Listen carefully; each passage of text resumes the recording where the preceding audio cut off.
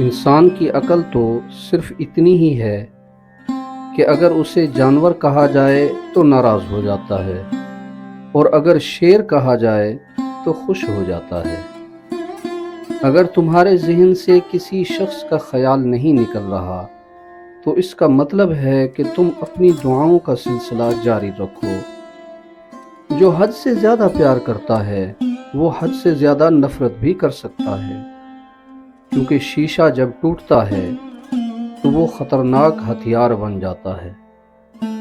زندگی میں دو لوگوں سے ہمیشہ دور رہنا، ایک مغرور اور دوسرا مصروف، کیونکہ مصروف اپنی مرضی سے بات کرتا ہے اور مغرور اپنے مطلب سے۔ معزز بننا چاہتے ہو تو دوسروں کی عزت کرو، کیونکہ یہ کام معزز بندہ ہی کر سکتا ہے، اور یہی انسانیت کا کمال ہے۔ پرندہ جب اڑنے کی ٹھان لے تو ہوا کو راستہ دینا ہی پڑتا ہے۔ علم یہ ہے کہ تمہیں معلوم ہو کہ کیا کہنا ہے، اور حکمت یہ ہے کہ تمہیں معلوم ہو کہ کب کہنا ہے۔ اتنا جھوٹ مت بولو کہ لوگوں کا تمہارے سچ سے بھی اعتبار اٹھ جائے۔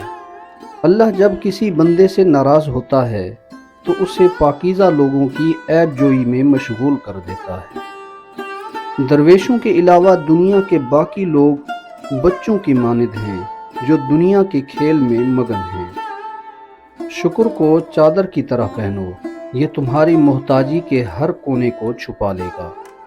جب تم سے کوئی اختلاف کرتا ہے یا تنقید کرتا ہے تو تمہارے دل میں نفرت کی ایک چھوٹی سی چیونٹی جنم لیتی ہے۔ اگر تم اس چیونٹی کو ایک دم نہیں مارتے تو وہ سانپ بن جاتی ہے۔ اپنی ضروریات کے لیے دوسروں کی طرف مت دیکھو۔ جس نے تمہیں پیدا کیا وہ تمہاری ضروریات بھی پوری کرے گا۔ تمہاری ساری پریشانیاں تمہاری خواہش کی وجہ سے ہیں۔ خواہش چھوڑ دو، تمہیں سکون مل جائے گا۔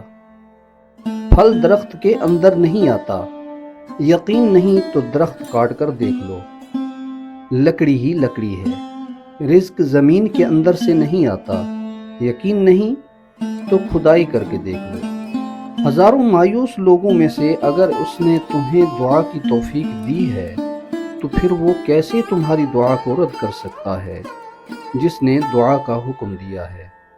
انسان اکثر ان لوگوں کو ڈھونڈتا ہے جن سے وہ محبت کرتا ہے، اور ان لوگوں سے بے خبر رہتا ہے جو اس سے محبت کرتے ہیں۔